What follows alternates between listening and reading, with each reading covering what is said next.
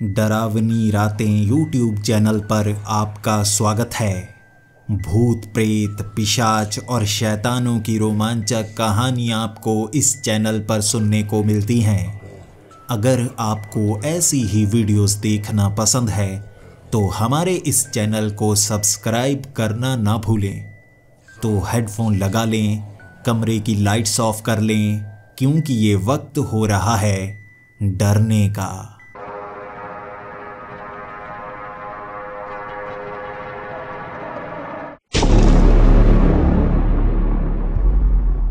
Hello दोस्तों, मेरा नाम यशराज है और मैं एक बैंक में नौकरी करता हूँ। 11 साल पहले मैंने बैंक में नौकरी स्टार्ट की थी। उससे पहले काफ़ी गरीबी का माहौल था। मेरे पिता ने बड़ी मुश्किल से मेरी पढ़ाई पूरी करवाई थी, लेकिन जब मैं बैंक में नौकरी करने लगा तो अच्छी तनख्वाह मिलने लगी और मेरे परिवार वाले भी बहुत ज़्यादा खुश थे। मेरे माँ बाप गांव में रहना चाहते थे, इसीलिए उन्हें मैं गांव में पैसे भेजने लगा और उनकी खुशी का ठिकाना नहीं था। वो अच्छे से खर्च कर पा रहे थे। मैं शहर में रहने लगा क्योंकि मुझे नौकरी यहीं पर करनी थी।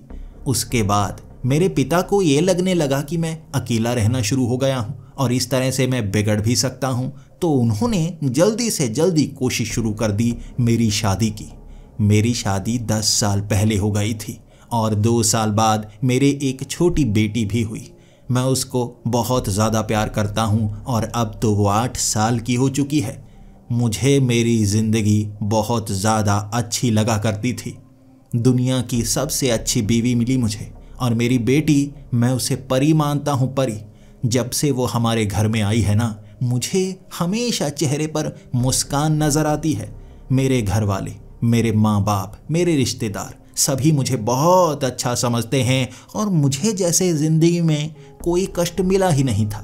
जब मैं छोटा था तब हम गरीब ज़रूर थे, लेकिन मुझे ऐसा लगता था कि जब सपने आपकी आंखों में हों तो गरीबी का एहसास नहीं होता।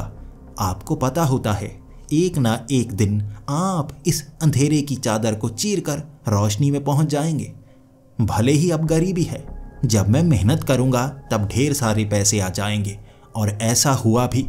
उसके बाद की ज़िंदगी अच्छी चलती गई, लेकिन अब मुझे ज़िंदगी का सबसे बड़ा झटका लगा था। मुझे मेरे डॉक्टर ने बताया कि मुझे ब्लड कैंसर है और उसे ठीक नहीं किया जा सकता। पहले पहले तो मुझे ये लगा कि किसी तरह से मैं पैसे जोड़कर घर बेचकर अपना इलाज करवा पाऊंगा, बाकी तो सब कुछ बाद में ठीक हो ही जाएगा ना। लेकिन डॉक्टर ने कहा ये स्टेज 4 है, इसके बाद कैंसर को ठीक नहीं किया जा सकता। मेरी मौत पक्की है और वो भी 2 सालों में। ये चीज़ ने मेरे होश उड़ा कर रख दिए थे और मैं ये झटका अपने माँ बाप को देना नहीं चाहता था, अपनी बीवी को देना नहीं चाहता था, अपनी बेटी को देना नहीं चाहता था। मुझे ऐसा लगने लगा था ये एक ऐसा दुख है जिसे मुझे अपने ही अंदर रखना होगा। मेरे डॉक्टर ने बता दिया था ब्लड कैंसर धीरे धीरे शरीर में असर छोड़ना शुरू कर देगा और उसके बाद मुझे खून की उल्टियाँ आएंगी। अब से 1 साल बाद ये सब होना शुरू हो जाएगा और 2 साल बाद मौत पक्की है। इसका इलाज करवाया नहीं जा सकता और मैं दर दर भटकने लगा था। वो कौन सा मंदिर है जहाँ पर मैं जाकर नहीं आया? वो कौन सा आयुर्वेदिक वाला डॉक्टर है जिसके पास मैं जाकर नहीं आया? मैं अलग अलग देसी वैद्य के पास भी जा रहा था जो कह रहे थे मेरी बीमारी ठीक हो जाएगी। हर तरह की दवाई मैं खा रहा था। कुछ ऐसी दवाइयाँ थीं जिसमें जानवरों की चमड़ी का इस्तेमाल किया गया था। मैं वेजिटेरियन हूँ, मैं मांस नहीं खाता, लेकिन मरने से बचने के लिए ये सब भी करना शुरू कर दिया था और मुझे लगने लगा था ऐसी ज़िंदगी का मैं क्या करूँ। फिर मैंने मान लिया मौत तो पक्की है, मौत से बचा थोड़ी ना जा सकता है।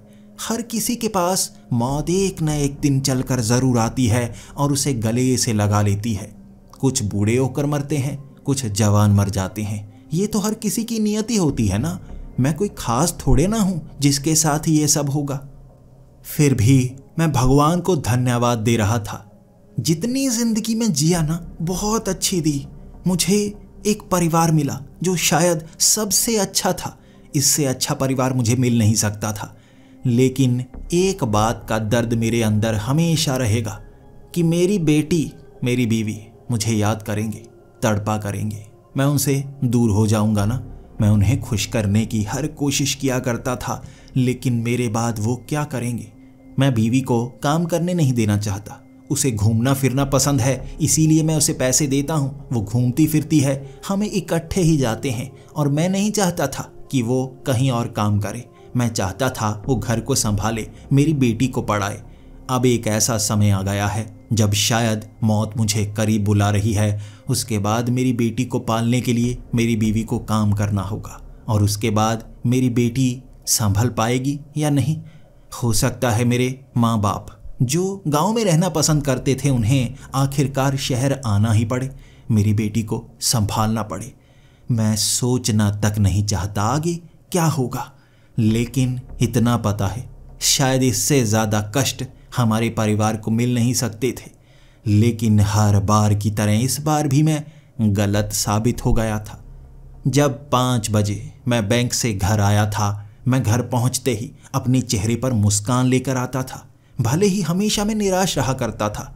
जब आपको आपकी मौत का पता चल जाए ना, आप निराश होना शुरू हो जाते हैं। मैं भी निराश हुआ करता था, लेकिन घर पहुंचते ही चेहरे पर नकली मुस्कान लेकर आया करता था। मुस्कुराता रहता, ज़्यादा खुश रहने की कोशिश करता, जिंदगी को ज़्यादा जीने की कोशिश करता।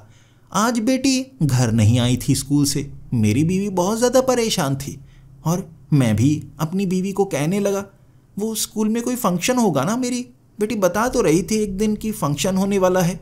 मेरी बीवी ने कहा वो तो सोमवार को होने वाला है, आज शनिवार है, और तुम्हें पता है ना शनिवार को तो हाफ डे होता है ना। इतना समय हो गया, वो घर क्यों नहीं आई। मैंने अपनी बीवी को कहा, तुम फ़ोन लगाकर पूछो ना, वो सिक्योरिटी गार्ड उसने नंबर दिया तो था, अगर कोई बात हो तो फ़ोन लगाकर हम पूछ सकते हैं। मेरी बीवी ने कहा, मैंने फ़ोन लगाया था, उसका फ़ोन स्विच ऑफ आ रहा है। मुझे काफ़ी ज़्यादा घबराहट हो रही है, आप जल्दी से जाकर स्कूल पूछ कर आइए ना। अब मैंने अपना वो सामान एक तरफ रखा, अपनी मोटरसाइकिल उठाई और मैं सीधा निकल पड़ा स्कूल की ओर। वो स्कूल हमारे घर से काफ़ी ज़्यादा दूरी पर था। वहाँ पहुँचने में 20 से 25 मिनट लग जाते। जब मैं वहाँ पहुँचा, बाहर 2 सिक्योरिटी गार्ड थे। उन्होंने मुझे पहचान लिया था। कई बार अपनी बेटी को लेने के लिए मैं आया करता था, बाकी के टाइम वो स्कूल वैन में आया करती थी। मैंने उनसे पूछा, क्या स्कूल में छुट्टी नहीं हुई, मेरी बेटी घर नहीं पहुँची। उन्होंने कहा, स्कूल की छुट्टी तो 12 बजे के करीब ही हो गई थी, कुछ बच्चे 1 बजे गए।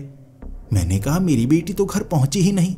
अब सिक्योरिटी गार्ड भी बहुत ज़्यादा चिंतित थे। अब वो फ़ोन लगाने लगे थे। वो सभी वैन ड्राइवर्स को फ़ोन लगा रहे थे कि अर्चना अब तक घर नहीं पहुंची। वो सब कह रहे थे वो तो स्कूल से निकल पड़ी थी, उसके पिता शायद लेने के लिए आए हुए थे। जब वो सिक्योरिटी गार्ड ने ये कहा था, मैंने कहा, मैं तो अभी आया हूँ, मैं तो बैंक में होता हूँ ना, कभी कभी लेने के लिए आता हूँ, मैं लेने नहीं आया। वो कह रहे थे कोई अर्चना को लेकर गया था अपनी बाइक पर। ये सुनकर मैं घबरा गया, मेरे पाँव के तले ज़मीन खिसक गई और मैंने पूछा, वो सिक्योरिटी गार्ड जिसका फ़ोन नहीं लग रहा था वो कहाँ पर है। उन्होंने कहा, उसका फ़ोन टूट गया है, वो बीमार था, आज तो वो आया ही नहीं। अब मैं किससे सवाल पूछूं, मेरा दिमाग घूम रहा था। 5 मिनट के लिए मैं सन्न हो गया। तब एक सिक्योरिटी गार्ड ने कहा था, आप पुलिस के पास जाइए, आप पुलिस के पास जाइए, अगर आप उसे लेकर ही नहीं गए, कहीं कोई किडनैप तो नहीं करके ले गया। इस बात का मुझे गुस्सा था। मैंने उसको कहा, ऐसा मत बोलो, मेरी बेटी किडनैप नहीं हुई है, हो सकता है कोई पड़ोसी ले गया हो ना। मैं वो बुरी चीज़ सोचना तक नहीं चाहता था। मैं बस वहाँ से निकला। जल्दी से मैं अपनी बीवी को फ़ोन करने लगा कि आस पड़ोस में पूछो, जितने पड़ोसी हैं हर किसी के घर जाकर आओ। वो कहीं ना कहीं गई होगी ना, किसी सहेली के साथ चली गई होगी। जितनी सहेलियाँ हैं, उसकी जितनी सहेलियाँ हैं, हर किसी के घर पर फ़ोन करो। मेरी बीवी ऐसा करना शुरू कर चुकी थी। मैंने अपने दोस्तों को फ़ोन करना शुरू कर दिया। कई बार मेरे दोस्त मजाक किया करते थे, भले ही ऐसा मजाक उन्होंने कभी नहीं किया, लेकिन मुझे चिढ़ाने के लिए कई बार वो फ़ोन करके प्रैंक कॉल किया करते थे। वो तंग किया करते थे, बैंक में आ जाते थे, मजाक बनाते थे। कहीं उनमें से किसी ने ये मजाक तो नहीं किया। मैं एक एक करके उनको फ़ोन पर कह रहा था, मैं हाथ जोड़ता हूँ, किसी ने मजाक तो नहीं किया। अब मेरी बात सुनकर वो खुद घबरा रहे थे और दो दोस्त तो मेरे पास ही पहुंच आए। मैंने उनसे कहा, मेरी बेटी घर नहीं पहुंची, तुम में से किसी ने मजाक तो नहीं किया? अब उनके चेहरे बयां कर रहे थे, वो खुद घबराए हुए थे और उन्होंने कहा, ऐसा मजाक कौन करता है? तू किस तरह से घबराया हुआ है? डर मत, हम पता करते हैं। अब उनमें से एक सीधा पुलिस स्टेशन पहुंच गया था। मेरा दूसरा दोस्त, हम जिस भी किसी को जानते थे उसे फ़ोन लगाए जा रहा था। मैं जिससे पूछता, अर्चना की कोई खबर नहीं मिल रही थी। हर जगह नाकामी ही नाकामी। रात के 9 बजे तक हम पूछते रहे, हर जगह पूछते रहे, कहीं कोई असली जवाब मिल नहीं रहा था कि मेरी बेटी गई तो गई कहाँ। मुझे भी बार बार मेरे जान पहचान वाले फ़ोन कर रहे थे, क्या अर्चना मिल गई, क्या अर्चना मिल गई? और मैं गुस्से से सबको कह रहा था, हो सकता है किसी का फ़ोन आना हो, अगर आपको अर्चना नहीं मिली, उसकी कोई खबर नहीं मिली तो मुझे फ़ोन मत करिए। रात के 9 बजे पुलिस वाले भी आए थे, वो भी पूछताछ कर रहे थे। वो तस्वीर लेकर गए थे मेरी बेटी की और रात को वो हर जगह नाका लगाकर हर किसी से पूछने की कोशिश करने वाले थे। मुझे खुशी थी, पुलिस वाले मेरी मदद कर रहे हैं, लेकिन अगले दिन तक मेरी बेटी की कोई खबर नहीं मिली थी। और इसके बाद शहर में चर्चाएं बढ़ गई कि मेरी बेटी को किसी ने किडनैप कर लिया है। इस तरह मैं सोच रहा था, ऐसा किसी ने क्यों किया होगा? क्या किसी ने मेरी बेटी को मार तो नहीं दिया? मेरी बीवी भी बार बार ऐसे बुरे शब्दों का इस्तेमाल कर रही थी और मैं उसे समझा रहा था। मैं बुरी घटनाओं के बारे में सोचना तक नहीं चाहता था, क्योंकि सुना है सोचने पर वैसा हो जाता है। इसीलिए खुद को मैं चमाट लगाता बार बार कि ऐसा मत सोच, कुछ नहीं हुआ होगा, किसी सहेली के पास चली गई होगी ना, सुबह सुबह आ जाएगी। वो सुबह आई नहीं तो मैं सीधा स्कूल पहुंच गया। स्कूल में बच्चों के साथ मैं इंतज़ार कर रहा था, मेरी बेटी वहाँ कब आएगी। हो सकता है किसी सहेली के पास चली गई हो और इकट्ठी ही वो चलती हुई सामने से नजर आएंगी ना। ऐसा नहीं हुआ, वहाँ सभी बच्चे आ चुके थे। मेरी बेटी अगले दिन भी स्कूल नहीं आई थी और टीचर भी हर किसी से पूछ रहे थे आखिरी बार उसे कब देखा था। उसके बाद छानबीन शुरू हो गई। पुलिस वाले भी स्कूल पहुंच चुके थे और मैं पुलिस वालों के साथ खड़ा था। प्रिंसिपल भी वहाँ कई टीचर से पूछ रही थी और वो ज़्यादा गुस्सा दिखा रही थी। तुमसे ध्यान नहीं रखा जाता, एक बच्ची गायब हो गई, अगर कोई गेट से बाहर निकला है तो ध्यान देना चाहिए, कौन उसे लेकर जाता है, और सिक्योरिटी गार्ड कहाँ है, लेकर आओ, सबको निकालूंगी मैं। ऐसे कैसे? किसी परिवार का मेंबर लेकर जाएगा ना, कोई भी उठाकर लेकर चला जाएगा, ये ध्यान नहीं देते। वो प्रिंसिपल बहुत ज़्यादा गुस्सा दिखा रही थी। पुलिस वाले उसे शांत करवा रहे थे। उसके बाद पूछताछ शुरू हो गई। मेरी बेटी को आखिरी बार किसने देखा, कहाँ पर देखा। उसके बाद वो कहने लगे थे अर्चना अपनी क्लास में थी, सहेलियों के साथ थी, उसके बाद छुट्टी हुई और कोई उसे अपनी बाइक के पीछे बिठा कर ले गया। वो कह रहे थे कि मैं उसे लेकर गया, जबकि मैं सबको कहे जा रहा था मैं तो बैंक में था, आज तो मैं आया ही नहीं। सिक्योरिटी गार्ड को वहाँ पर बुलाया गया। अब सिक्योरिटी गार्ड मुझे पहचानते थे। मैं उनके सामने खड़ा हो गया और कहने लगा, आपको लगता है कि मैं उसे लेकर गया? उन्होंने कहा, सर आप ही लेकर गए थे, लेकिन हम पक्का नहीं कह सकते। मैंने कहा, पक्का नहीं? क्या कोई मेरा हमशक्ल था, बिल्कुल मेरे जैसा दिखता था? उन्होंने कहा, नहीं, चेहरे के ऊपर जैसे कपड़ा लपेटा हुआ था। आपको तो पता है ना, लू काफ़ी चल रही है, यहाँ काफ़ी परिवार वाले आते हैं, चेहरे पर कपड़ा लपेटा होता है, हेलमेट डाला हुआ होता है। आपने भी शायद कोई कपड़ा सा लपेटा हुआ था। मैंने कहा, मैं वो था ही नहीं, कोई भी कपड़ा लपेट कर आ जाएगा तो आपको क्या लगेगा कि वो मैं हूँ? उन्होंने कहा, नहीं सर, वो बाइक आपकी थी और शरीर भी वैसा, बस मुंह ढका हुआ था। हमें भी लगा कि आप ही होंगे और धूप में कोई बात भी नहीं करना चाहता, जल्दी से बाइक लगाता है, उनके बच्चे पीछे बैठते हैं बाइक पर और निकल जाते हैं। बाइक आपकी थी, इसीलिए आपकी बेटी भी शायद जल्दी से पीछे बैठ गई होगी। बाद में उसे एहसास हुआ होगा वो आप नहीं, कोई और है। मैं अब बहुत घबरा गया था। कोई मेरी बेटी को उठा कर ले गया और मेरी बाइक यहाँ कैसे आई? वो तो बैंक के पीछे वाले स्टैंड में लगी हुई थी ना। अब पुलिस वाले मेरे सामने भौचक्के से खड़े थे और मुझसे पूछ रहे थे, आपकी बाइक कौन लेकर गया सर? सब कह रहे हैं वो बाइक आपकी थी। मैं अपनी बाइक दिखाने लगा, ये है मेरी बाइक, मैं ये बाइक लेकर यहाँ पर आया ही नहीं। और सामने सिक्योरिटी गार्ड कहने लगे, सर यही बाइक है, पीछे वाली वो टेल लाइट टूटी हुई है, नीचे वो ओम का स्टिकर लगा हुआ है, सर यही बाइक थी, इसी के पीछे बैठी थी अर्चना। अब पुलिस वाले बहुत तेजी से काम कर रहे थे। सीधा पहुंच गए वो मेरे उस बैंक में। वहां सिक्योरिटी कैमरास चेक किए जाने लगे। उसके बाद जो पार्किंग एरिया में लगा हुआ वो कैमरा था ना, उसकी फुटेज देखी जानी शुरू हो गई। मुझे भी वहीं पर बिठाया गया था। सुबह सुबह मैंने दिखाया, बाइक मैंने यहाँ पर लगाई। उसके बाद शाम के वक्त मैंने वो फुटेज दिखाई, देखो शाम को मैं ये बाइक लेकर निकला, तब की ये बाइक यहीं की यहीं लगी हुई थी। फिर पुलिस वाले अच्छे से चेक करने लगे। सुबह से लेकर शाम तक की फुटेज को देखा जाने लगा। कई लोग बैंक में आते हैं, बाइक लगाते हैं, अपनी बाइक लेकर जाते हैं, लेकिन दोपहर के वक्त जब स्कूल से छुट्टी होने ही वाली थी, उसके लगभग 45 मिनट पहले एक आदमी यहाँ घूम रहा था, मुंह पर लपेटा हुआ था कपड़ा। पुलिस वालों ने उस फुटेज की फोटो भी खींची। उसके बाद वो आदमी मेरी बाइक पर आकर बैठ गया। वो इधर उधर देखता रहा। 15 मिनट तक वो ऐसा ही काम करता रहा। आधा घंटा रह गया था छुट्टी होने को। फिर जल्दी से उसने चाबी लगाई, जैसे उसे पता हो इस चाबी से ये बाइक खुल सकती है। पहले तो सिर्फ बैठा हुआ था, चाबी लगाई, बाइक स्टार्ट की, उसके बाद वो बाइक लेकर चला गया। मैंने कहा बाइक, मेरी बाइक लेकर गया। लगभग आधे घंटे बाद वो बाइक यहाँ वापस छोड़कर चला गया। बिल्कुल इस तरह से सेट की उसने बाइक जैसे किसी ने चलाई ही ना हो।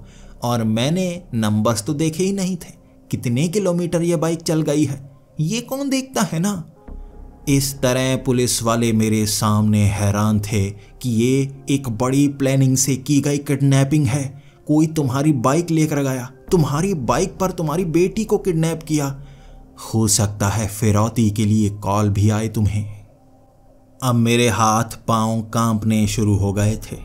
हमारे पास तो ज़्यादा पैसे हैं भी नहीं, हम इतने अमीर थोड़े ना हैं जो फिरौती के लिए बड़ी रकम दे देंगे। लेकिन अब और किया भी क्या जा सकता है। बस मेरी बेटी जिंदा हो, चाहे वो कितने भी पैसे मांग ले, मैं कोशिश ज़रूर करूँगा वो पैसे देने के लिए। मैं अपनी बेटी को खोना नहीं चाहता। घर में मातम का माहौल था और उस रात 8 बजे एक फ़ोन आया। किसी अजनबी का फ़ोन था और भारी सी आवाज़ थी। उसने फ़ोन पर कहा, बेटी गायब है, बेटी को चाहती हो तो मंदिर के पीछे वाली वो पहाड़ी जहाँ बरगद का पेड़ लगा हुआ है, उस मंदिर में बहुत जाते हो ना, वहाँ अकेले पहुँच जाना सुबह के 4 बजे। पुलिस को मत बताना, पुलिस को बताया तुम बेटी को खो दोगे।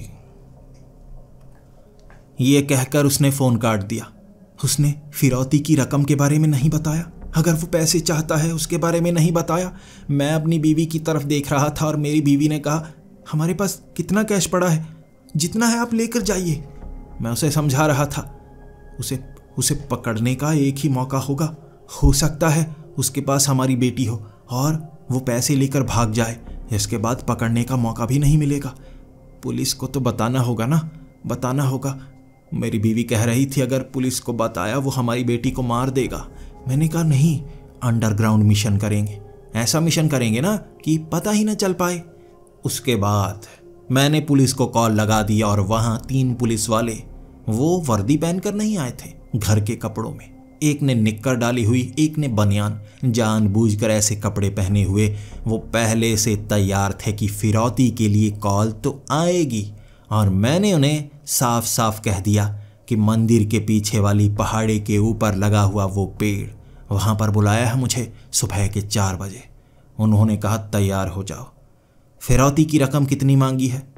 मैंने कहा ये तो कहा ही नहीं, मुझे मिलने के लिए बुलाया लेकिन फिरौती की रकम के बारे में कुछ कहा ही नहीं। पुलिस वाले कह रहे थे हो सकता है ये किडनैपर ही हो और हो सकता है कोई जानबूझकर इस घटना का फ़ायदा उठाने के लिए फ़ोन करके तुम्हें तंग कर रहा हो, पता तो कल चलेगा। अब सुबह सुबह सब तैयारियां करके बैठे थे। उस रात हम सोए ही नहीं थे। सुबह सुबह मैं घर में वो कैश पड़ा था 80,000 रुपये, बैग में भरकर सीधा उस तरफ निकल पड़ा। बाइक लेकर मैं उस पेड़ के करीब पहुंचा था 4 बजे। वहाँ मंदिर में कुछ लोग ज़रूर आ रहे थे, सफाई का काम भी शुरू हो जाता है 4 बजे। उसके बाद मैं बस इंतज़ार करता रहा। 8 बजे तक कोई नहीं आया। मुझे वहाँ इंतज़ार करते हुए 4 घंटे हो गए थे। पुलिस वाले दूर दूर की झाड़ियों में छिपे हुए 15 पुलिस वाले थे। 15 पुलिस वाले दूर दूर अलग अलग जगह पर छिपे हुए, भागने का मौका किसी को देना ही नहीं चाहते थे। इस तरह तैयारी करके आए थे वो उस किडनैपर को पकड़ने के लिए। वहाँ हमने पूरा इंतज़ाम कर रखा था, लेकिन वो किडनैपर आया ही नहीं। 12 बजे तक दोपहर में इंतज़ार करता रहा। रो रो कर मेरा बुरा हाल हो गया था।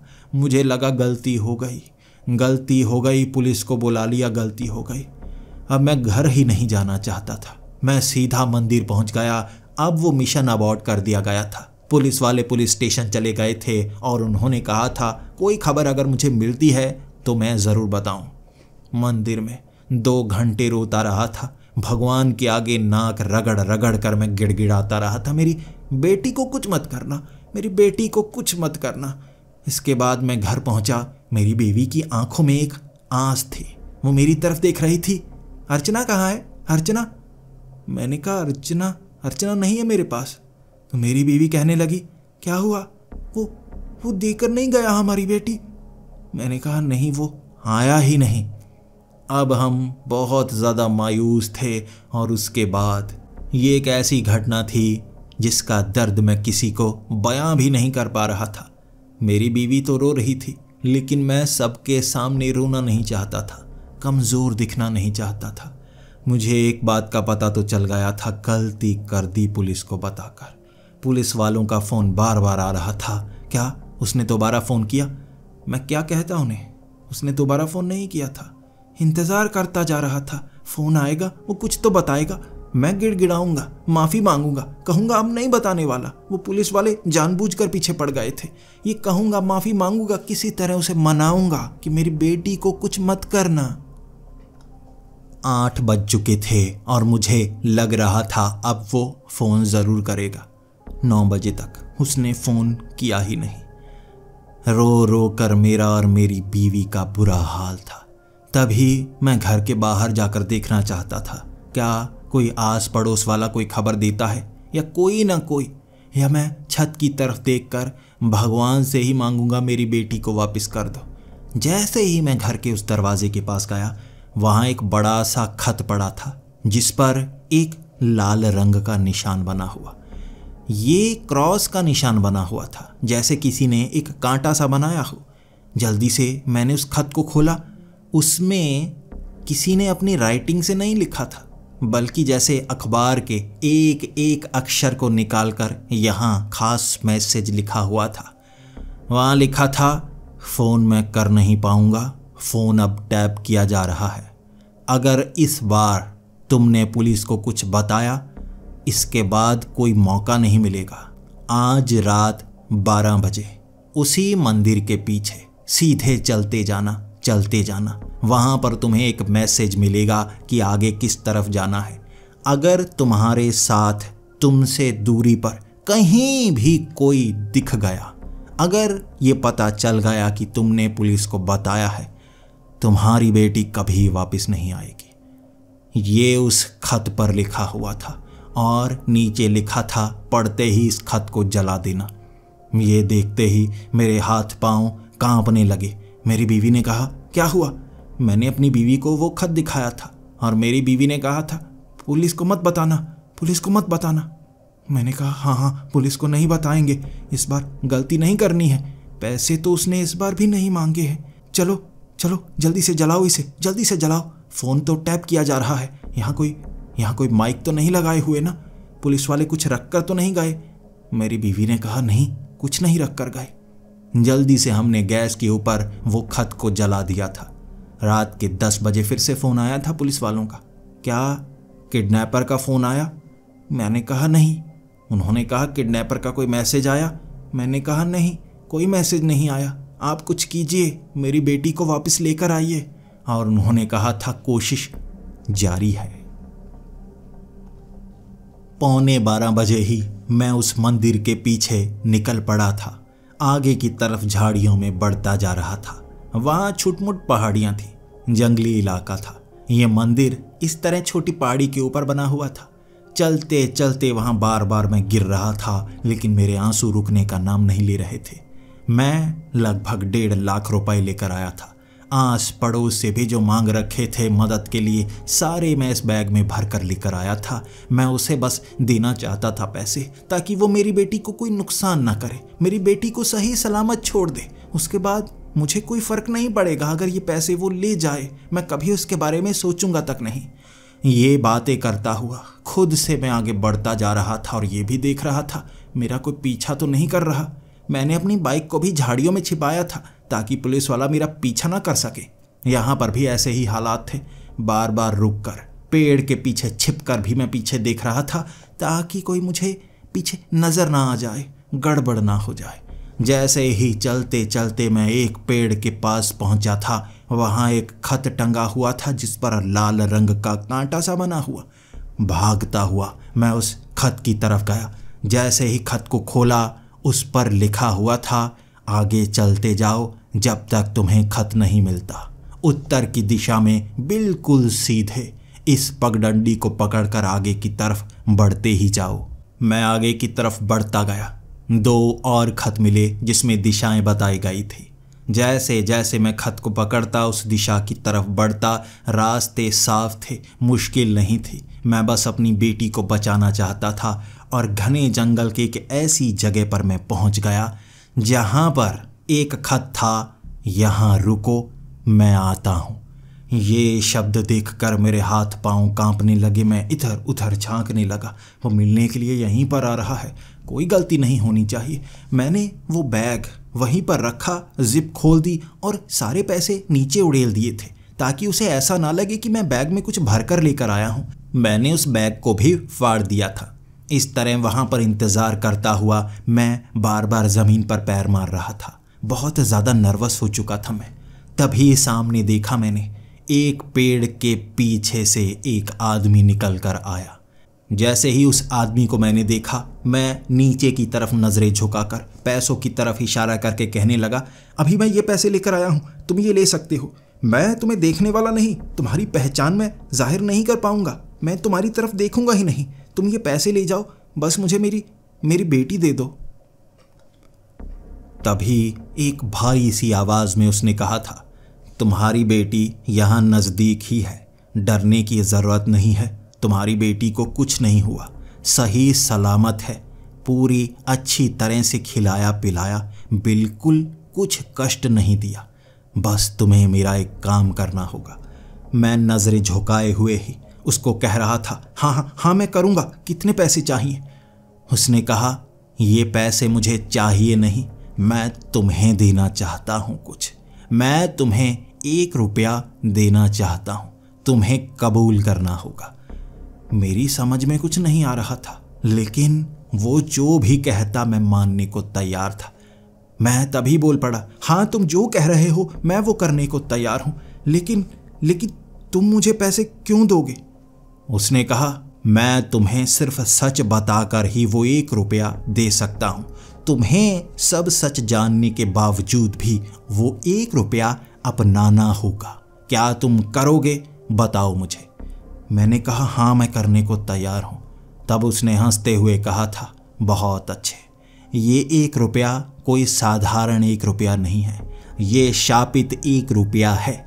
वो शाप मुझसे उतरकर तुम्हें लग जाएगा, जिसके बाद तुम्हारी ज़िंदगी भयानक हो जाएगी।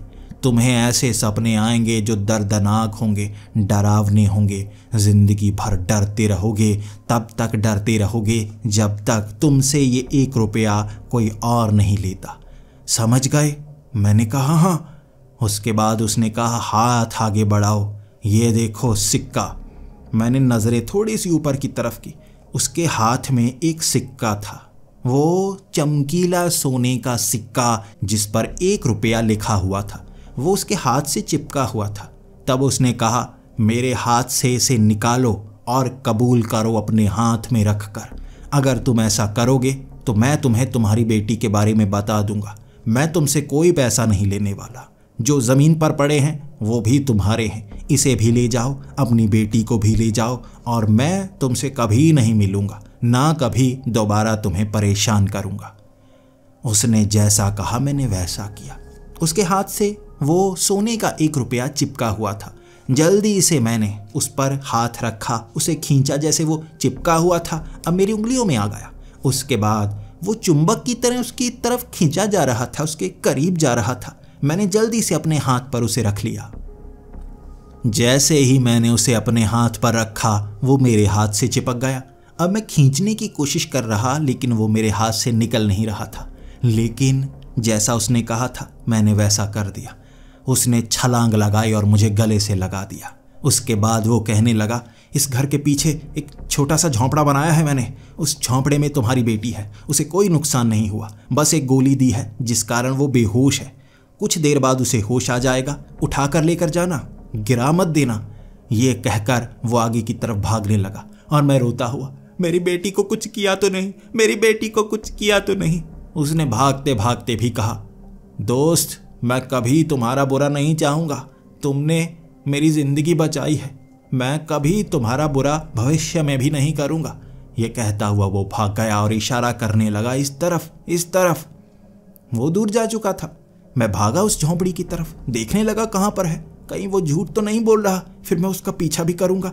लेकिन झोंपड़ी सी बनाई हुई थी उसने लकड़ी की, नई नई सी लग रही थी, आधी मिट्टी में गड़ी हुई, ऊपर काफ़ी ज़्यादा घास फूस डाला हुआ उसे छिपाने के लिए। जल्दी से मैंने झोंपड़ी का दरवाज़ा खोला। सामने मेरी बेटी स्कूल ड्रेस में बेहोश पड़ी या मरी हुई, मैं ये जानना चाहता था। जल्दी से मैंने उसे हाथ लगाया। उसकी दिल की धड़कन चल रही थी, सांस भी आ रही थी, लेकिन वो बेहोश थी। नाक पर निशान बना था जैसे कोई केमिकल उसे सुंघाया गया हो। मैंने उसे उठाया, उसके बैग को उठाया। मैंने वो पैसे इकट्ठे ही नहीं किए, मुझे तो अपनी बेटी को लेकर जाना था। भागा मैं सीधा मंदिर की तरफ। रास्ता भी मुझे समझ में नहीं आ रहा था, बस मैं ढूंढना चाहता था कोई सड़क जहाँ कोई हॉर्न की आवाज़ आ जाए। रात का वक्त था लेकिन फिर भी ढूंढ निकाला मैंने सड़क को। मैं पहचान गया ये सड़क कहाँ पर है। उसके बाद मैं अपनी बाइक को ढूंढने के लिए मंदिर के करीब गया। वहाँ मुझे एक आदमी नज़र आ गया और वो आदमी कहने लगा, भाई साहब क्या हुआ? मैंने कहा, मेरी बेटी को किसी ने किडनैप किया था, जल्दी से अस्पताल लेकर जाओ। वो बहुत डरा हुआ, उसने अपनी बाइक निकाली और मेरी बेटी को इस तरह हम लेकर अस्पताल गए। जब मेरी बेटी अस्पताल पहुंची, कोई इलाज नहीं हुआ था, उससे पहले ही उसकी आंखें खुलने लगी थी जैसे वो नींद से उठ रही हो। जैसे ही डॉक्टर ने एक इंजेक्शन दिया, उसे पूरी तरह से होश आ गया। वहाँ पुलिस वाले भी थे, मेरी बीवी भी थी, हर कोई खुश था और पुलिस वाले पूछ रहे थे ये कहाँ पर मिली। मैंने उन्हें सब कुछ सच बता दिया कि ऐसा ऐसा सब कुछ हुआ और वो तलाशी लेने के लिए उस जंगल में भाग निकले थे। इसी के साथ डॉक्टर ने ये भी कह दिया था इसे क्लोरोफॉर्म सुंघाकर बेहोश किया गया था। शरीर में कोई भी इन्फेक्शन नहीं है, कोई मारपीट नहीं की गई, कुछ नहीं किया। और मेरी बेटी भी कह रही थी कि बार बार वो आदमी उसे बेहोश करता था। वो जब उठती थी चीखने की कोशिश करती थी, वो खाना खिलाता था फिर बेहोश कर देता था। इसके सिवा उसने कुछ नहीं किया। मैं बहुत ज़्यादा खुश था, चाहे जो हुआ हो, मेरी बेटी वापस आ गई। 3 घंटे में ही डॉक्टर्स ने हमें जाने के लिए कह दिया था। उसके बाद मेरी बेटी घर आ चुकी थी। 2 पुलिस वाले थे जो घर के बाहर थे, वो पूछताछ बार बार किए जा रहे थे, सबूत ढूंढने की कोशिश कर रहे थे। जंगल में कोई खत नहीं मिला। वो टूटा हुआ झोंपड़ा मिला, किसने बनाया, कैसे बनाया, वो ये जानना चाहते थे। मैं उन्हें कह भी रहा था, सोने का सिक्का मेरे हाथ पर था। वो मान नहीं रहे थे। ऐसा कैसे हो सकता है? जंगल से वो 1.5 लाख रुपए बरामद कर लिए गए थे जो मेरे घर भिजवा दिए गए। सिक्का मेरे हाथ में चिपका हुआ था, कहाँ गया पता नहीं, लेकिन काले रंग का निशान मेरे हाथ पर छप चुका था। पुलिस वाले मुझसे पूछ रहे ये टैटू मैंने कब करवाया। वो टैटू जैसा निशान था लेकिन वो सिक्के से बना था। सिक्का गायब है। बस इसके बाद मैं इसके बारे में बात नहीं करना चाहता था। अपनी बीवी से मैं और कुछ भी कहना नहीं चाहता था। मैं तो मरूंगा ही, लेकिन मेरे परिवार को कुछ नहीं होना चाहिए, उसके लिए मैं मरने तक को तैयार था। वो रात सवालों की रात थी, सवालों की रात। 9 बजे कोई वहाँ पर खत फेंक कर चला गया था। पुलिस वाले तो बाहर तलाशी लेते रह गए। कोई आकर खत फेंक गया था और उस खत में किडनैपर ने माफ़ी मांगी हुई थी। मुझे माफ़ कर दो, मुझे तुम्हारी बेटी को किडनैप करना पड़ा। मेरे पास और कोई रास्ता नहीं था। मैं पिछले 6 महीने से तुम्हें फॉलो कर रहा हूँ, तुम्हारे बारे में सब कुछ जानता हूँ। तुम मरने वाले हो, तुम जल्द ही मर जाओगे, इसीलिए मैं इस शाप को तुम्हें दे रहा हूँ। मैं इससे बचना तो चाहता था, लेकिन किसी ऐसे को नहीं देना चाहता था जो अपनी ज़िंदगी अभी जीने वाला हो। तुम तो मर जाओगे ना, इस शाप के साथ मरना, किसी और को मत देना, इसे अपने पास ही रखना। जब मेरी तरह ही तुम सच बताकर किसी को सिक्का दोगे तो ये शाप उसको चला जाएगा, फिर तुम इस शाप से आज़ाद हो जाओगे। लेकिन ये शाप भयानक है, अपने पास ही रखना। इसमें तुम्हें जब भी सपना आएगा तुम एक ज़िंदगी जियोगे, डरावनी, भयानक, उससे बच भी नहीं पाओगे, सहना पड़ेगा। हर रात तुम्हें सहना पड़ेगा। तुम एक ऐसी जगह पर पहुंच जाओगे जहां भयानक जीव होंगे। एक शरीर हर रात तुम्हें दूसरी दुनिया का मिलेगा और वहां पर वो घटनाएं तुम्हें सहनी होंगी जो तुम्हें पागल करके रख देंगी। लेकिन तुम तो मरने वाले हो ना, तुम्हें अपने पास ही से सलामत रखना होगा। ये खत में लिखा था। अब ये खत मैं अपनी बीवी को भी नहीं दे सकता था। इसमें लिखे वो शब्द कि मैं मरने वाला हूँ, उसका जवाब मेरी बीवी भी मांगेगी। उस खत को भी मैंने जला दिया था। पुलिस वालों को भी नहीं दे सकता था, किसी को बता नहीं सकता था अपने कैंसर की वो घटना के बारे में भी। वो आदमी ने मेरा चुनाव इसलिए किया क्योंकि मैं मरने वाला हूँ।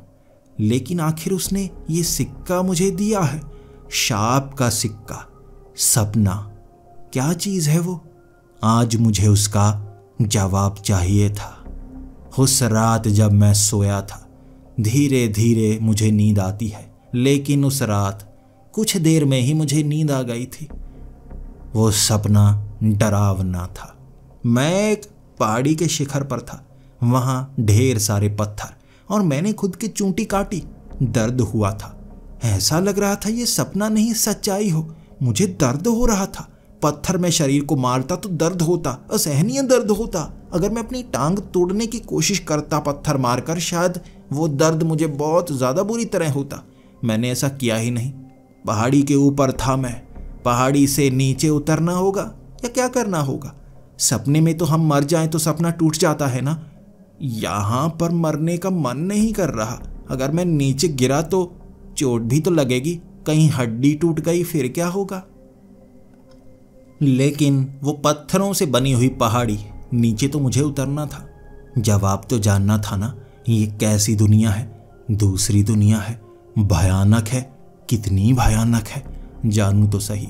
फिर मैं उस पत्थर वाले रास्ते से नीचे उतरने लगा। बार बार फिसलता, चोट लगती, मांस छिलता और दर्द असली होता, खून बहता। वो भयानक दर्द असहनीय सा सहना पड़ता।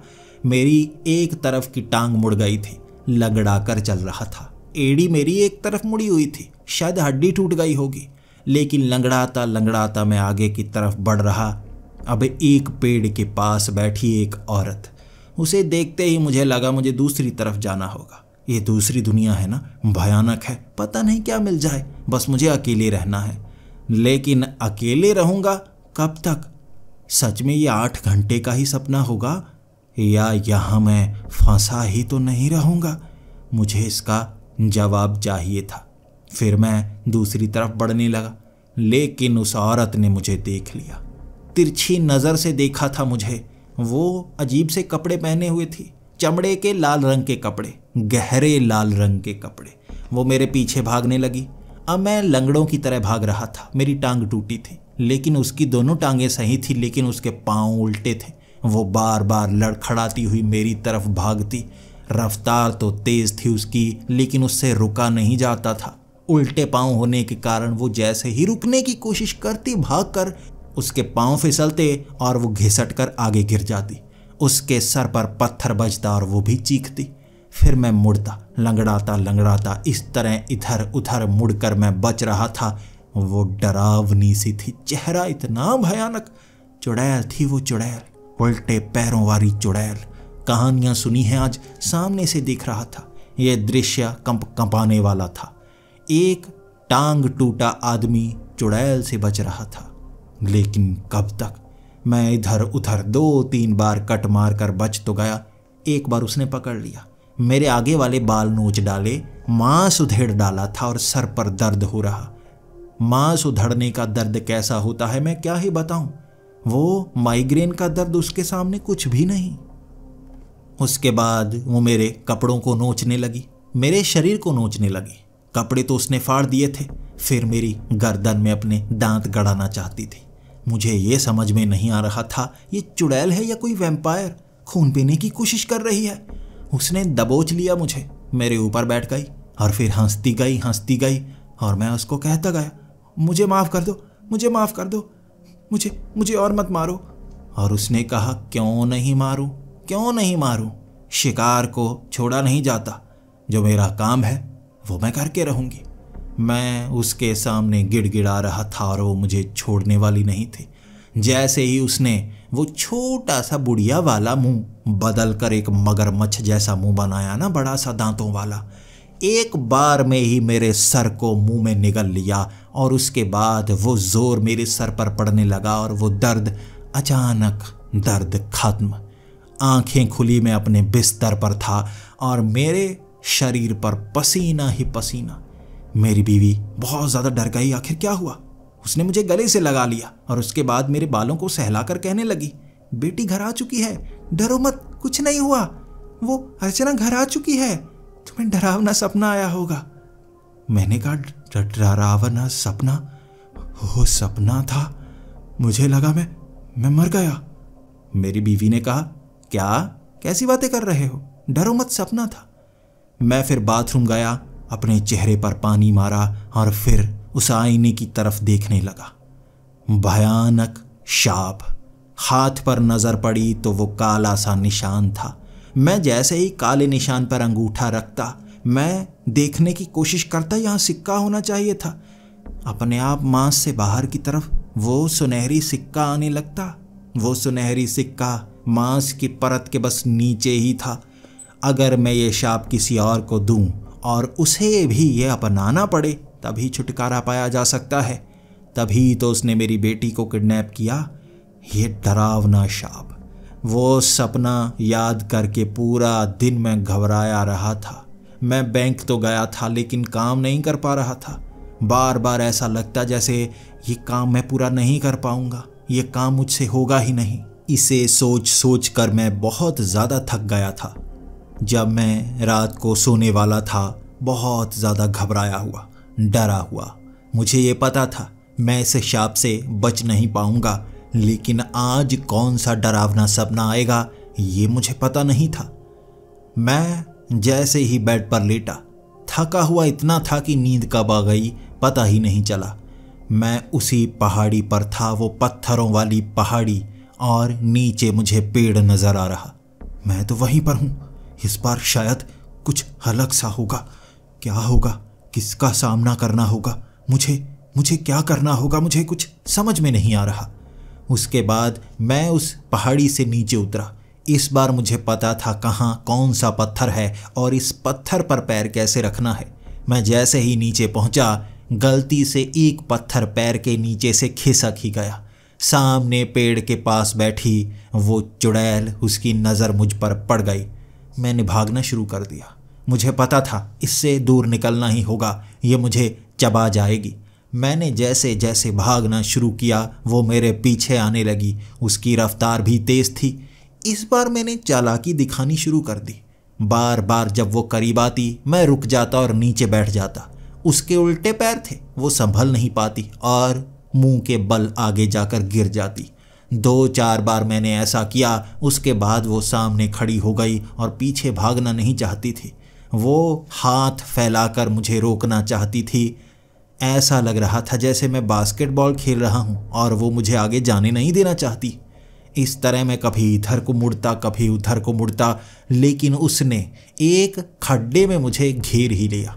यहाँ काफ़ी ऊबड़ खाबड़ जगह थी, पत्थर ही पत्थर, आसमान में बादल घिरे हुए, रोशनी चमचमा रही जो ज़मीन से भी निकल रही थी और आसमान में उन बादलों के बीच से भी निकल रही थी।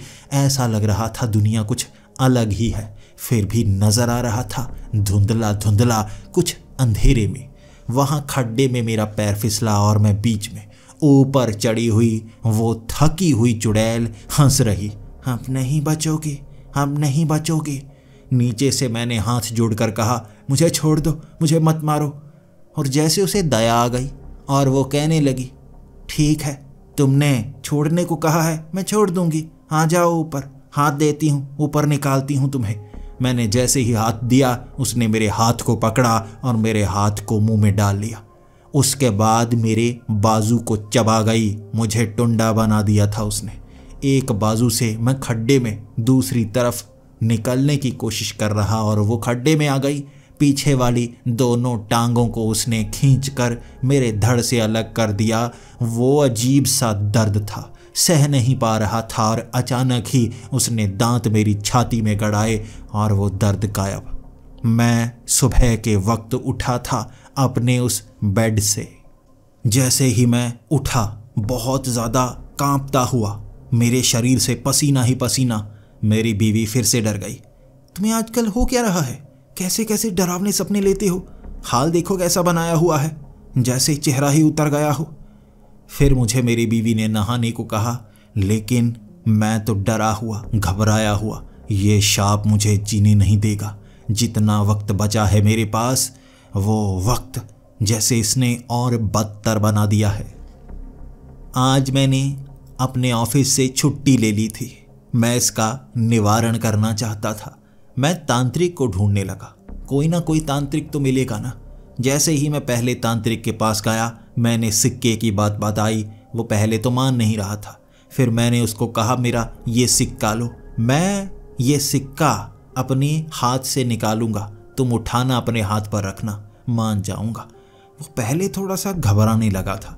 वो अपने बारे में बता रहा था, उसके पास कितनी शक्तियां हैं। वो आग को मोड़ सकता है, पानी को ख़त्म कर सकता है, लेकिन सिक्का निकालने की हिम्मत नहीं थी उसमें। वो मेरी तरफ देखता ही रहा, मेरी तरफ देखता ही रहा। कुछ देर बाद वो कहने लगा, ऐसी चीज़ का सामना मैंने भी नहीं किया। देखो, मुझे माफ़ कर दो। अगर कुछ गड़बड़ हो गई और मैं इससे निकल ना पाया, फिर मैं क्या करूँगा?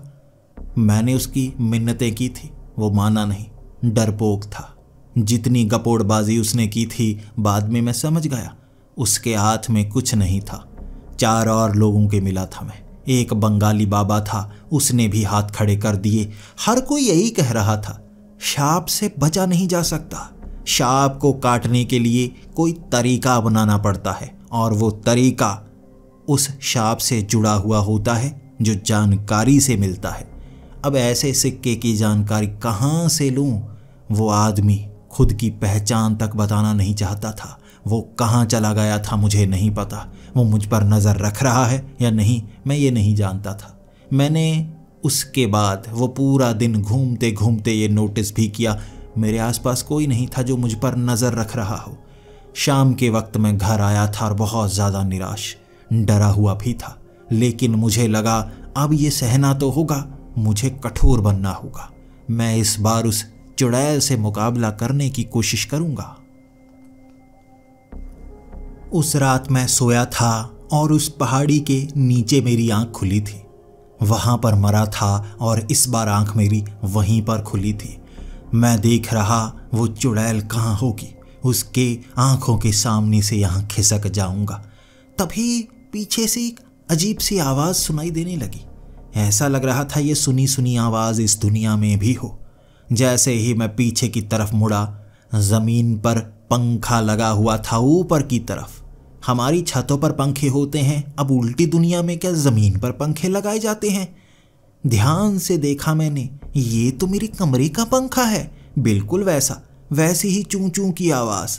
ये चूं चूं की आवाज़ मुझे परेशान कर रही थी, लेकिन सोच से परे थी ये चीज़। यहाँ पर चूं चूं करता पंखा बिल्कुल मेरे कमरे जैसा कैसे पहुँच गया? मैं सोचना चाहता था, लेकिन तभी चलने की आवाज़ आई। ये उस चुड़ैल के चलने की आवाज़ थी। इस बार मैंने बड़ा पत्थर उठा लिया और मैं सोच कर रखे हुए था, इस बार आए उसका सर फोड़ दूंगा। मरूंगा तो मैं वैसे भी, मरते मरते उसकी आंखें नोच लूंगा। इस तरह मैं अब उस छेद से बाहर निकलने की कोशिश कर रहा था, तभी पीछे पड़ गई फिर से वो कमीनी चुड़ैल। मेरा पीछा कर रही, मैं आगे भाग रहा, उल्टे पैरों वाली वो चुड़ैल। अब मुझे पता था किस तरह से उसे गिराना है, किस तरह से उसे तंग करना है। मैं तो मरूंगा लेकिन उसे परेशान करके रहूंगा। वो कभी इधर की तरफ गिरती, कभी उधर की तरफ गिरती। भागते भागते मैं उस पेड़ के पास आ गया था। उसके बाद उसके ऊपर मैं ज़मीन पर पड़े हुए वो काले पत्थर बरसाने लगा। उसे तो ज़्यादा चोट नहीं लग रही थी। जैसे ही वो पत्थर उस पेड़ से टकराया, चीख पड़ी थी वो जैसे उसे दर्द हुआ हो। मैंने 2-3 बार पत्थर उस पेड़ पर मारा और वो चीख रही, उसे दर्द हो रहा था। मेरे दिमाग में तब ख्याल आया, चुड़ैलों की कमज़ोरी उनका घर होता है, इसका घर ये पेड़ होगा। पेड़ को तोड़ डालूंगा। मैंने पत्थर मार मार कर उस पेड़ पर काफ़ी ज़्यादा छेद बनाए, लेकिन पत्थरों से पेड़ काटे नहीं जाते। पेड़ काटे जाते हैं कुल्हाड़ियों से। यहाँ कुल्हाड़ियाँ कहाँ से मिलने वाली हैं। मैं बस इधर उधर झांकता रहा, कोई चीज़ पेड़ काटने वाली मिल जाए। कोई चीज़ तो नहीं मिली, लेकिन वो चुड़ैल काटने वाली मिल गई। सामने से पकड़ लिया उसने, सीधा ही अपने दांत गड़ाए। मेरे चेहरे पर थोड़ा दर्द हुआ, फिर मेरी नींद खुल गई। पसीने से तरबतर मैं अपनी बीवी की तरफ देख रहा और मेरी बीवी कह रही, तुम्हें रात को इस तरह पसीना आता है? हो सकता है कोई बड़ी बीमारी लगी हो तुम्हें, इस तरह रात को पसीना नहीं आता। कहीं मलेरिया तो नहीं हो गया? क्या बताता अपनी बीवी को, ये मलेरिया नहीं है, ये शाप है। उस दिन मैं काम पर गया था और काम पर जब मैं कई पेपर वर्क करता हूँ तो दिमाग खाली सा रहता है। ये रोज़मर्रा का काम मैं बिना दिमाग लगाए भी कर सकता हूँ। जब खाली दिमाग होता है वो सोचने में लग जाता है। आज मेरा दिमाग सोचने में लगा हुआ था, उस चुड़ैल से छुटकारा कैसे पाऊँ। मैं तभी एक ख्याल अपने दिमाग में ला पाया। चूं चूं करता पंखा कमरे में लगा है, शायद उसकी आवाज़ के कारण वो चीज़ वहाँ पहुँच गई। बिल्कुल वैसे अगर मैं कुल्हाड़ियाँ पास रख कर सो जाऊँ और उनकी आवाज़ सुनूँ, हो सकता है वहाँ दूसरी दुनिया में कुल्हाड़ियाँ पहुँच जाएं। इस बार मैंने वैसा ही किया। रात को मैं कुल्हाड़ियाँ पास रख कर सोना चाहता था। मेरी बीवी ने पूछा, ये क्या पागलपन है? मैंने कहा, एक खास बाबा से मिलकर आया हूँ। उसने कहा है रात को कई बार भूत प्रेत चिपक जाते हैं और मंदिर के पीछे कई भूत रहते हैं। तुम वहाँ गए तो नहीं? मैंने कह दिया गए। उन्होंने ये कुल्हाड़ियाँ दी हैं, सर के नीचे रखनी है और बार बार इनसे आवाज़ करनी है, रात को भूत तंग नहीं करेंगे। मेरी बीवी ने कहा, मैं आवाज़ें करूँगी? जब तुम लेटे हुए होगे ना, अभी से थोड़ी थोड़ी आवाज़ करूँगी आधा घंटा तक। मेरी बीवी को मैंने इस तरह से पटा लिया था, जैसे ही मैंने आंखें बंद की मैं उस पहाड़ी के ऊपर, और वो खुरचने की आवाज़ें कान के पास से आ रही। मेरी बीवी कुल्हाड़ियों को आपस में रगड़ रही होगी। पैर के पास 2 कुल्हाड़ियाँ पड़ी हुई थी। मेरी तरकीब काम कर गई। अब ये शाप तो है ही, लेकिन इस दुनिया में मैं किसी को जीने नहीं दूंगा। मैं उन कुल्हाड़ियों को लेकर अब सीधा उस चुड़ैल की तरफ बढ़ रहा। मैं घबराया करता था, चुड़ैल पीछे भागा करती थी। अब मैं कुल्हाड़ियाँ लेकर चुड़ैल की तरफ जा रहा तो चुड़ैल के होश उड़ गए। वो आगे आगे भागने लगी। एक कुल्हाड़ी तो मैंने घुमा कर उसकी पीठ पर मारी और ऐसे ही उसकी पीठ के अंदर घुस गई। चिल्लाती हुई नीचे गिरी थी और मैं पीछे से चीखता हुआ, तेरी तो मैं एड़ियाँ काटूंगा, उल्टे पैरों वाली, तेरे तो मैं पैर सीधे कर दूंगा। चीख रही थी वो और आगे आगे भाग रही। जैसे ही पेड़ के पास पहुंची वो पेड़ से लिपट गई और कहने लगी, माफ़ कर दो, माफ़ कर दो, पेड़ को मत काटना। पेड़ कटा तो मैं खत्म, इस दुनिया की भी नहीं रहूंगी। मैंने एक बार उस पेड़ पर कट लगाया और वो गिड़गिड़ाने लगी थी। तभी मैंने उसको कह दिया था, बता बता क्या राज है, ये सिक्का क्या है, ये दुनिया क्या है। और वो चुड़ैल कहने लगी, ज़्यादा तो मुझे भी नहीं पता तुम किस शाप में हो, लेकिन इतना जानती हूँ कई बार किसी चीज़ से शाप जुड़ा होता है जो आपको दूसरी दुनिया का दर्द सपनों से देता है। मैं तुम्हें मारूंगी, शायद तुम अपने सपने में उठते हो, दोबारा यहाँ आ जाते हो। दर्द तुम्हें मौत का ज़रूर मिलता है, लेकिन मैं समझ गई थी तुम बार बार यहाँ पर आओगे। हो सकता है तुमसे पहले भी कई लोग यहाँ पर आए हों। मैंने कई लोगों को देखा है, यहाँ पर मारा है, जो भटकते हुए इधर उधर पागलों की तरह घूमा करते थे। कई लोग। पहली बार कोई देखा जो कुल्हाड़ियाँ लेकर पीछे पड़ा है। देखो, मुझे माफ़ कर दो। तुम मुझे मार सकते हो, मैं जानती हूँ, मुझे नुकसान मत पहुँचाना। मैंने कहा, बताओ शाप से मुक्ति कैसे मिलेगी? उसने कहा, मैं ये तो नहीं जानती, लेकिन दूसरी दुनिया का एक पेड़ आपकी मर्जी की चीज़ आपको ज़रूर देता है। तुम क्या लेना चाहोगे वहाँ जाकर पता चलेगा। इससे आज़ादी लेना, शायद तुम्हें आज़ादी मिल जाए। अब मैं समझ गया था शाप से बाहर निकलने का एक तरीका तो है, शायद और भी तरीके हों, लेकिन उस चुड़ैल ने एक तरीका तो बताया था। बदले में उसका पेड़ नहीं कटेगा, उसने ये मांगा था। मैंने उसको कह दिया ठीक है। उसके बाद मैं उसे छोड़ चुका था और वो अपने बारे में बताने लगी।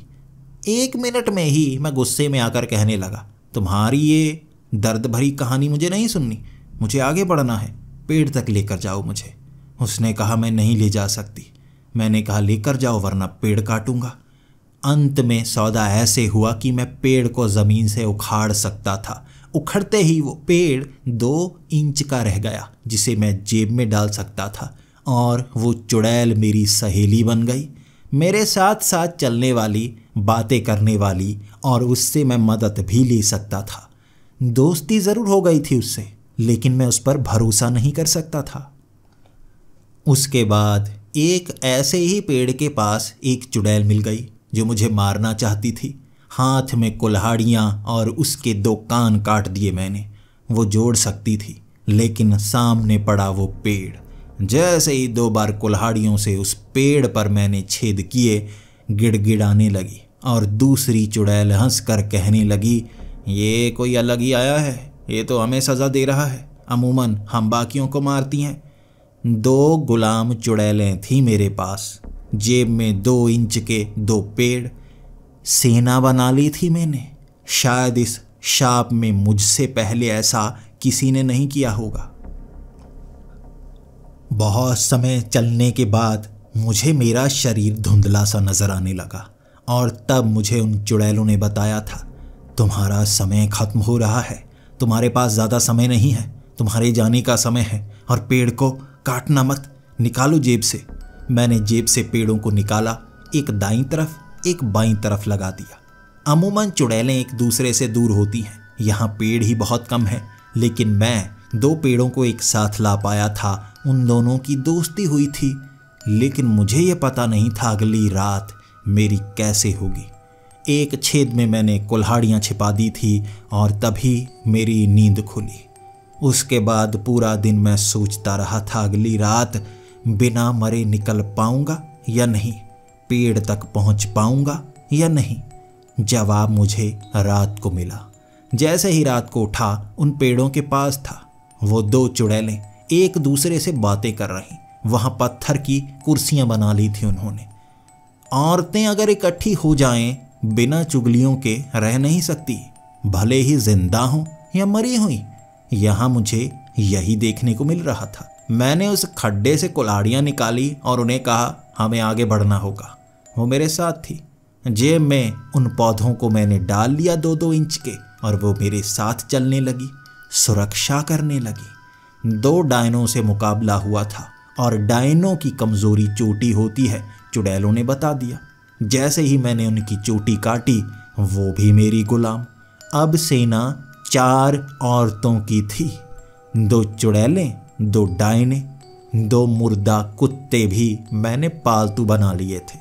कई दिन मैं यही सब करता।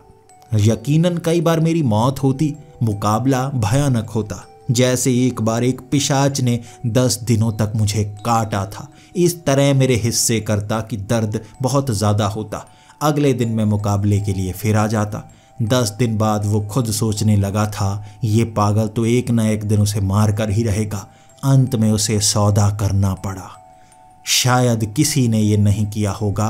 वो शक्तिशाली पिशाच मेरा दोस्त बन गया था। दूसरी दुनिया खौफनाक होती है, डरावनी होती है। ऐसा लगता है जैसे यहाँ जिंदगी है ही नहीं। लेकिन ये देखने का नजरिया है। ये मरे हुए थे, लेकिन जीवन भी तो इसे ही कहा जाता है। सोच समझ रखना, कुछ कर पाने की क्षमता, इसी को तो जीवन कहा जाता है। मैं इसे मरे हुए मानता ही नहीं था, जिंदा ही मानता था। इस दुनिया के जीव जहाँ कुछ पलों के लिए मैं भी आता हूँ, दोस्त बनाता हूँ, झुंड बना लिया था। पेड़ का सफ़र बहुत मुश्किल था। 4 महीने उस पेड़ तक पहुँचने में लगा दिए थे मैंने। बहुत ज़्यादा युद्ध हुए, मुर्दा वो सेना, इसी के साथ पिशाचों का वो टोला, डायनों का वो झुंड। ऐसी ऐसी शक्तियों से मुकाबला होता, इतनी बार मरता। मैं मरना सीख चुका था, अब मौत से डर नहीं लगता था। अगर असल में भी मरूंगा तो ऐसा ही तो दर्द होगा ना। इस तरह मैं पहुंच गया था उस पेड़ तक।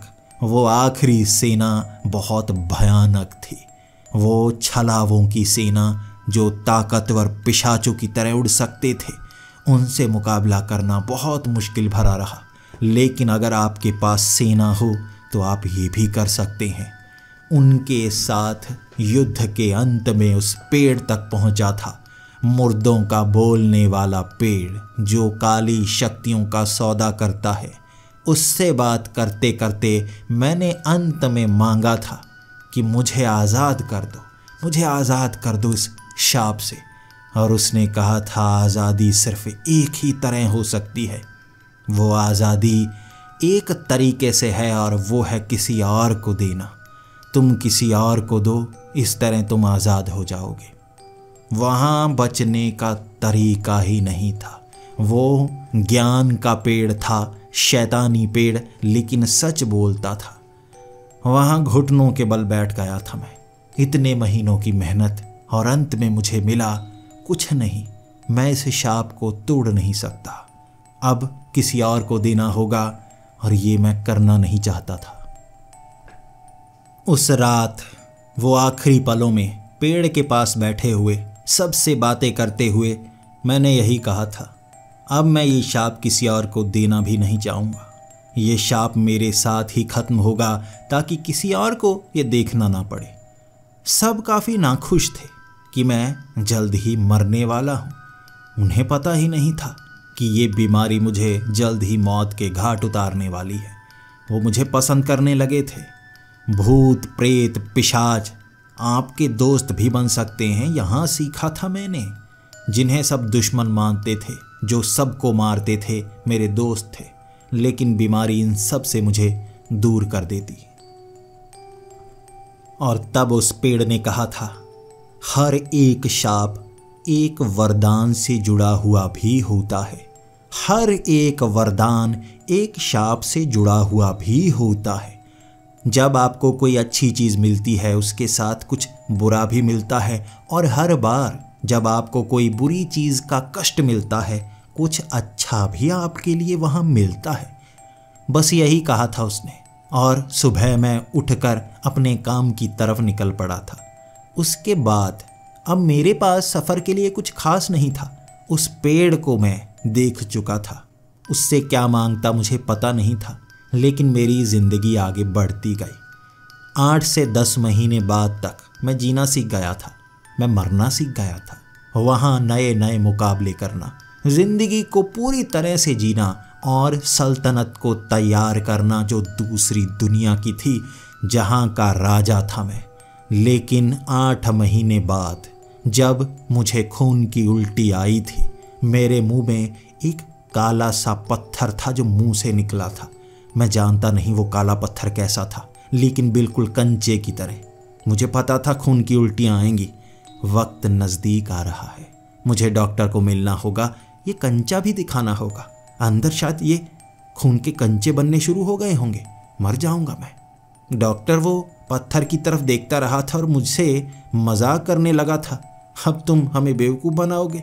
मैंने कहा बेवकूफ़? खून की उल्टी आई, उसमें ये निकला गले से।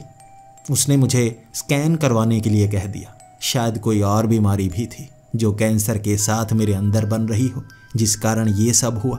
शायद एक ट्यूमर जो नए तौर पर बन रहा हो।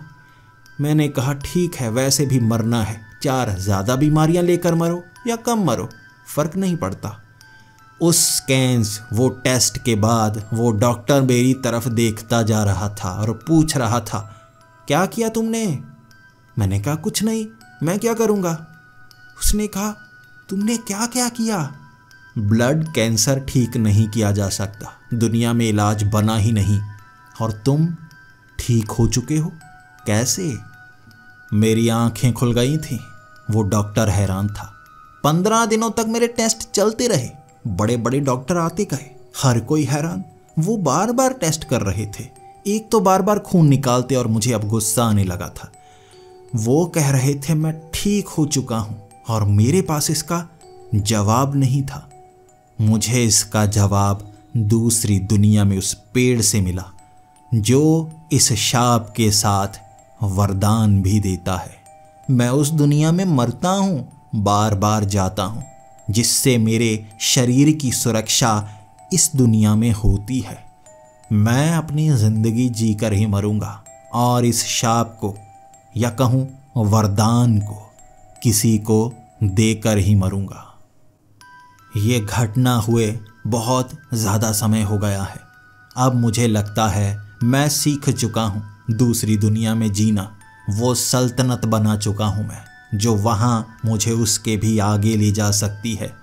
मैं ज़िंदगी को अच्छे से जी चुका हूँ और मेरे पास एक सोने का सिक्का है। आप में से कोई है जो सोने का सिक्का चाहता हो? ये एक शाप है, आप दूसरी दुनिया में जाओगे, कष्ट मिलेंगे, लेकिन इसी के साथ एक वरदान भी मिलेगा जो क्या होगा किसी को नहीं पता। अब आप बताइए, क्या आप ये सिक्का अपने हाथ में रखना चाहेंगे?